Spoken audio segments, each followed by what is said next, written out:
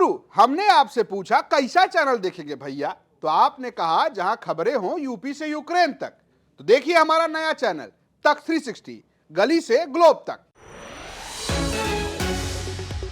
योगी आदित्यनाथ जी की भाषा बोलते थे अनुज चौधरी, और जब पत्रकारों ने ये सवाल पूछा तो योगी जी ने कहा ये पहलवान है तो पहलवान की भाषा होगी। भाई, पुलिस फोर्स कोई पहलवानी का अखाड़ा नहीं है। हम लोगों का ये मानना है कि योगी जी उनको इसलिए बचाना चाह रहे हैं, अनुज चौधरी को आउट ऑफ द वे जाकर के, कंटेम्प्ट ऑफ कोर्ट करके उनको बचाना चाहते कि अगर वो जाएंगे जेल, जांच होगी तो फिर जांच की आंच उन तक भी पहुंच सकती है। हमारे साथ बात करने के लिए कांग्रेस के अल्पसंख्यक प्रकोष्ठ के तमाम पदाधिकारी प्रदेश अध्यक्ष शहनवाज जी हैं। कांग्रेस के लोगों का कहना है कि ये एक तरीके से जो संभल में हो रहा है कोर्ट के आदेश की अवमानना है।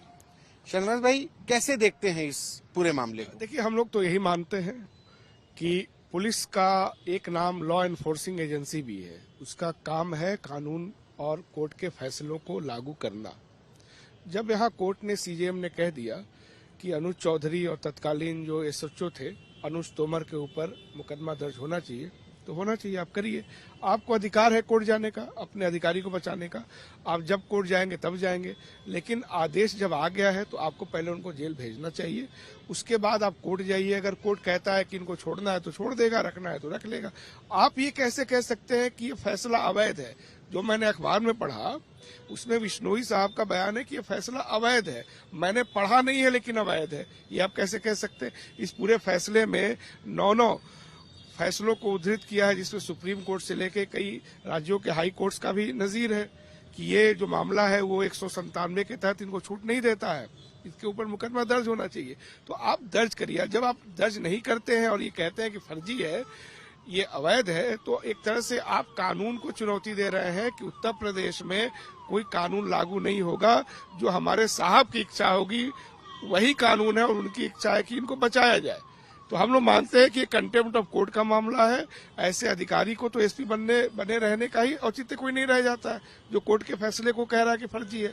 आप जाइए कोर्ट, ठीक है, लेकिन मीन टाइम में 7 दिन के लिए जब टाइम दिया तो आपको जेल तो भेजना होगा। अगर एक आम आदमी रहता है उसको एफआईआर दर्ज करने का, बिल्कुल आप उसको एफआईआर दर्ज करिए, जेल भेजिए। अगर एक आम आदमी होता, कोर्ट कहती कि इसको जेल भेजो, तब तो आप भेज देते हैं। तो कोर्ट ने एफआईआर लिखने के लिए कहा। भाई, तो एफआईआर लिखेंगे तभी तो जेल भेजेंगे। एफआईआर लिख के थोड़े छोड़ देंगे। एफआईआर लिखने के बाद तो जेल भेजना ही पड़ेगा। तो ये कह रहे हैं, ऐसा लग रहा है कि इनकी इच्छा के ऊपर है, ये कानून मानेंगे कि नहीं मानेंगे। तो ये कंटेम्प्ट ऑफ कोर्ट है, और मेरा मानना है कि ये एक तरह से चुनौती है। दूसरी बात कि इस फैसले से ये भी तय हो गया है कि जो मजिस्ट्रेट जांच हुई थी वो लीपापोती करके पुलिस को बचाया गया था। अगर वो अच्छे से जांच हुई होती तो पुलिस के लोग फंसते, जिस तरह इस मामले में फंसे हैं। तो अब जो पूरी जांच रिपोर्ट थी वो संदिग्ध हो गई है। अब इसमें इलाहाबाद हाई कोर्ट को संज्ञान लेना चाहिए और पूरे मामले की अपने अधीनता में एक सिटिंग जज से इसकी पूरी जांच करानी चाहिए। ये हम लोग की इसमें मांग है। तीसरी मांग ये है कि जो जज है जिन्होंने फैसला दिया है उनकी जान को भी खतरा है। इस देश में जस्टिस लोया जैसा भी उदाहरण है, तो उनकी सुरक्षा बढ़ाने का भी हम लोग मांग कर रहे हैं। लेकिन इस पीछे जो पुलिस का अपना तर्क है, पुलिस का कहना है कि जो गोली बरामद हुई वो 32 बोर की थी, पुलिस यूज नहीं करती। इन तमाम तथ्यों को नजरअंदाज किया गया। वहीं मजिस्ट्रियल जांच में भी क्लीन चिट मिल गई है। ये तमाम तथ्यों को नजरअंदाज करने की वजह से संभल पुलिस एफआईआर न लिख करके हायर कोर्ट जाने की बात कर रही है। आप जाइए हायर कोर्ट, आपको अधिकार है, लेकिन जब आदेश आ गया तो पहले एफआईआर दर्ज करिए, उसके बाद आप कोर्ट जाइए। कोर्ट कहेगा कि इनको जेल में रखना है तो रखेंगे, कोर्ट कहेगा कि छोड़ देना है छोड़ देंगे। ये कोर्ट तय करेगा ना, एसपी थोड़े तय करेंगे। तो ये एक तरह से चुनौती है कि हम कानून को नहीं मानते। दूसरी बात, पुलिस ये कह रही है, हम उससे सहमत है कि वो जो गोली मिली वो पुलिस यूज नहीं करती है। पुलिस इधर पिछले कई सालों में जो इधर आंदोलन हुए हैं, सीएनआरसी वगैरह देखेंगे, उसमें एक बात सामने आई है कि पुलिस ने, और ये बात जो तत्कालीन एसएसपी थे बिजनौर के, जहां हिंसा हुई और 2 लोग उसमें मारे गए थे, संजीव त्यागी उस समय एसएसपी थे, उन्होंने एक मैगजीन को इंटरव्यू देते हुए इस बात को स्वीकार किया था कि पुलिस एक्शन में हमने गैर पुलिस लोगों को भी इस्तेमाल किया। ये गैर पुलिस लोग कौन है? हम लोगों ने उस समय प्रियंका गांधी जी के नेतृत्व में, राहुल जी के नेतृत्व में फैक्ट फाइंडिंग एक टीम बनी थी, और वो जाकर के एनएचआरसी को हमने दस्तावेजों के साथ, वीडियो एविडेंस के साथ बताया कि जो आदमी पुलिस की वर्दी में है वही आरएसएस की मीटिंगों और शाखाओं में भी है। हम लोगों ने उनके चेहरे फोटो सब वहां दिए थे। इसका मतलब ये है कि पुलिस इस तरह के मामलों में अपराधी लोगों का, जो आरएसएस से जुड़े हैं, उनका इस्तेमाल करती है। उनके निजी हथियारों से लोगों को मारा जाता है, और जब कोई जांच होता है, अगर जांच करने की स्थिति तक कोई पहुंच पाता है साहस दिखा करके, तो फिर पुलिस ये कह देती है कि ये जो गोली है वो तो हम इस्तेमाल करते नहीं है। तो ये एक पुलिस का शातिराना आपराधिक तरीका है काम करने का। तो क्या संभल में भी आपका कहना है कि पुलिस ने ऐसे ही लोगों को इस्तेमाल किया उनके हथियारों? बिल्कुल, क्योंकि देखिए पुलिस कह रही है कि इसमें कोई शाकिर साटा नाम का गिरोह था, उसने गोली मारी। नियम यह है कि जिसको गोली लगी वो बच गया तो बताता है कि फलाने ने हमको गोली मारा।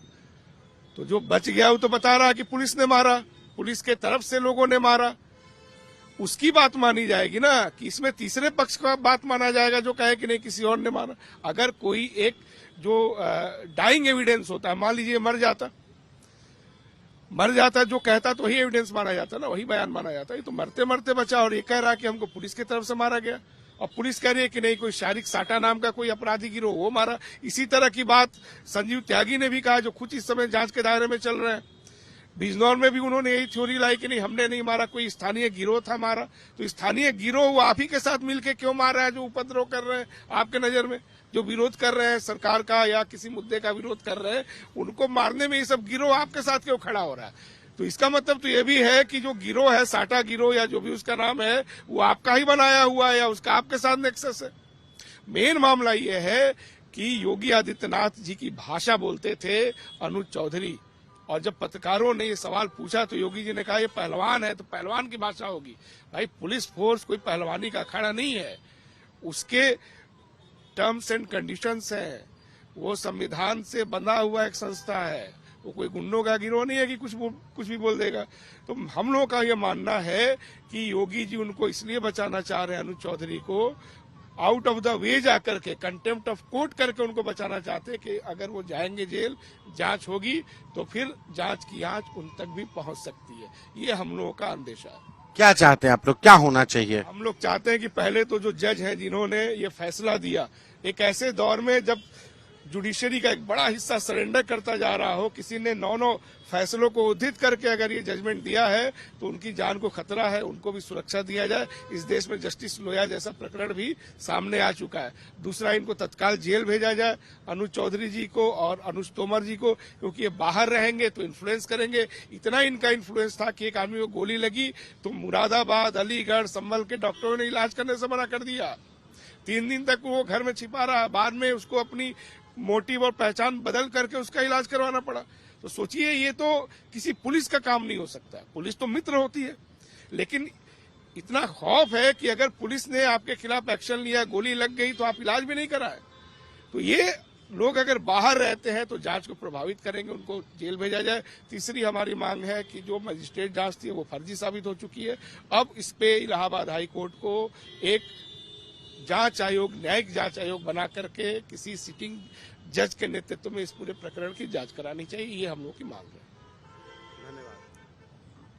ये कांग्रेस पार्टी के तमाम लोग जिनकी डिमांड है कि संभल में जो कुछ हुआ, जिसको लेकर कोर्ट ने पुलिसकर्मियों पर एफआईआर दर्ज करने के आदेश दिए, उसमें कांग्रेस पार्टी का आरोप है कि चूंकि मजिस्ट्रियल जांच इस मामले में फर्जी साबित हुई है, तो ऐसे में अब जरूरत है कि इलाहाबाद हाई कोर्ट की तरफ से न्यायिक जांच गठित की जाए, न्यायिक आयोग गठित किया जाए और वो जांच करे। कैमरा पर्सन संजय के साथ संतोष कुमार, यूपी तक।